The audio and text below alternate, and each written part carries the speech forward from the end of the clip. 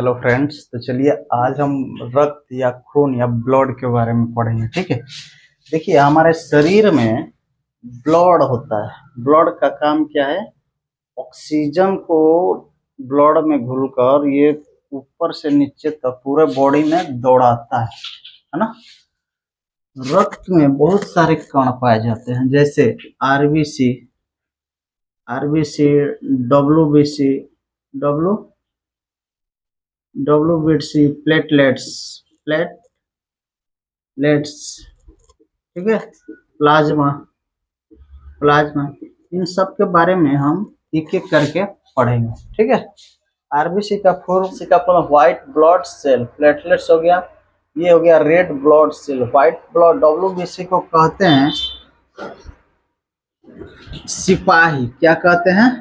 सिपाही, अंगरक्षक, बॉडी को जो रक्षा प्रदान करता है ना, बाहरी अटैक से बचाता है। बाहरी जब बैक्टीरिया वगैरह, वायरस वगैरह शरीर पर अटैक करते हैं तो उसी से क्या करता है, ये ब्लड बचाता है ना। ब्लड का जो, रक्त का जो तरल पदार्थ होता है, तरल लिक्विड होता है, उसको प्लाज्मा कहते हैं। क्या कहते हैं? प्लाज्मा, है ना। और प्लेटलेट्स किसे कहते हैं? रक्त में कुछ ऐसे छोटे छोटे कण होते हैं, है ना, जो व्हाइट होते हैं, रेड होते हैं, किसी किसी का कोई रंग ही नहीं होता है।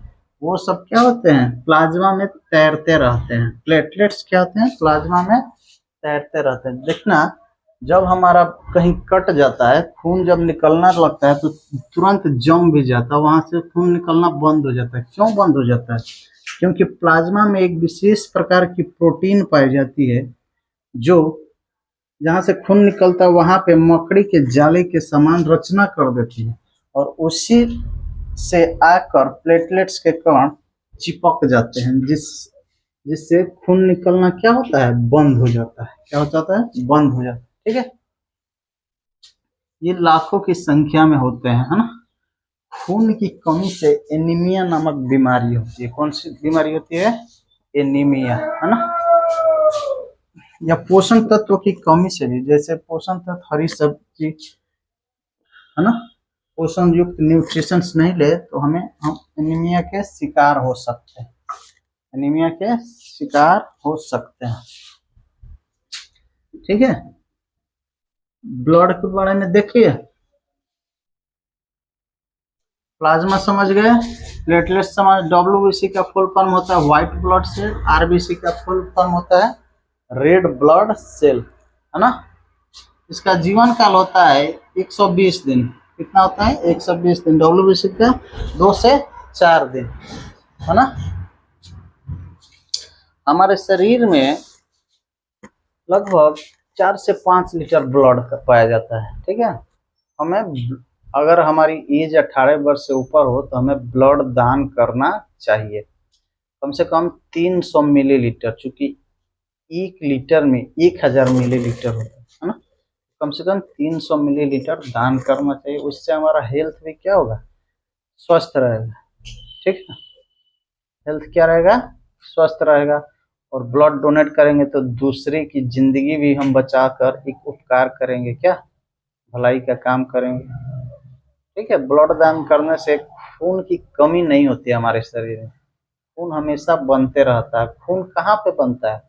अस्थि मज्जा में, जिसको बोन मैरो कहते हैं। ब्लड का निर्माण कहाँ होता है? अस्थि मज्जा, जिसको क्या कहते हैं?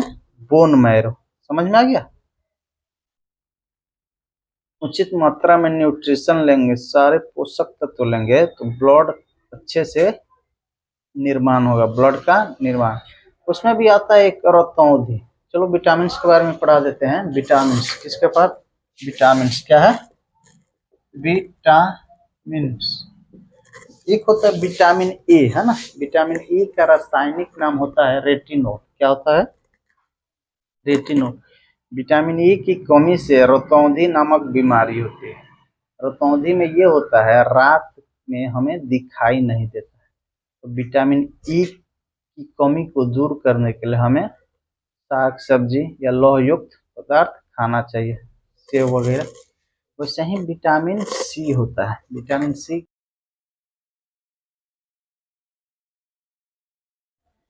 सारे खट्टे पदार्थों में विटामिन सी पाया जाता है। जैसे आंवला, है ना, संतरा, नींबू, ये सब क्या है, विटामिन सी के स्रोत हो गए, है ना। विटामिन सी की कमी से घाव जल्दी ठीक नहीं होता है, या कटा फटा जा रहा है क्या ना, वहां पे ठीक नहीं होगा, है ना। इसलिए विटामिन सी की भी उचित मात्रा में लेना जरूरी है। एक होता है विटामिन डी। विटामिन डी का रासायनिक नाम कैल्सीफेरॉल, क्या है, कैल्सीफेरॉल। विटामिन डी का रासायनिक नाम कैल्सीफेरॉल। विटामिन डी की कमी से हमारे त्वचा जो क्या होते हैं, रूखापन आ जाता है, सूखा हो जाता है।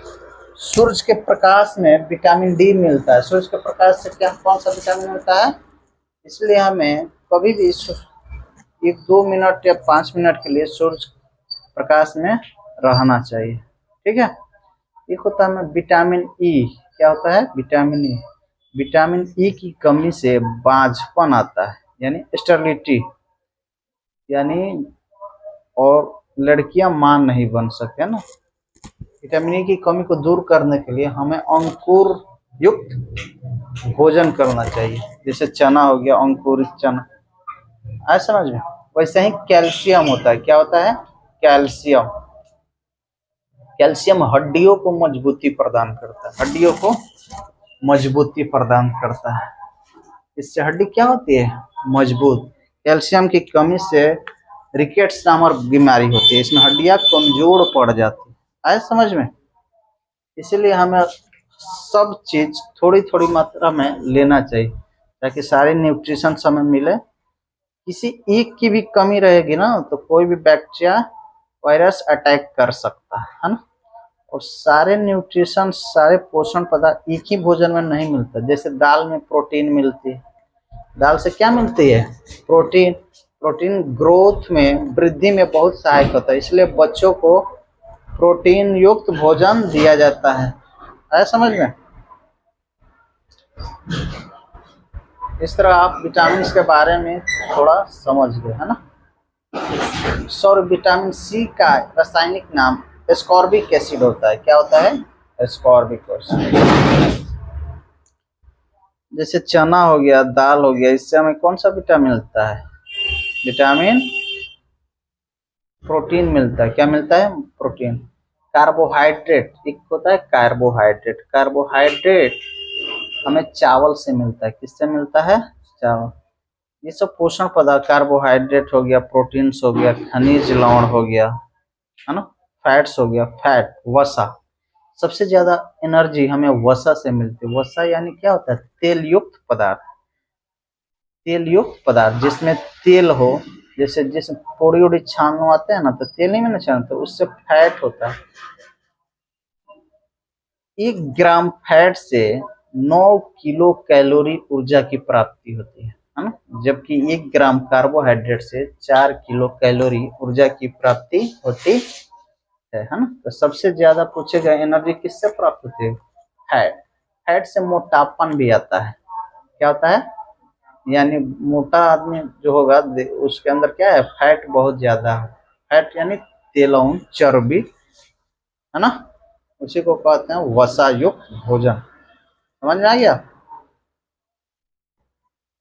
फैट की कमी से देखना, एकदम कोई लड़का लकड़ी जैसा दिखता है ना, तो उसके अंदर क्या है, फैट की कमी है। इसलिए हमें सब कुछ उचित मात्रा में लेना चाहिए, जिससे कार्बोहाइड्रेट, प्रोटीन, वसा, फैट्स, खनिज लवण सबकी प्राप्ति हो सके, है ना, समझ में।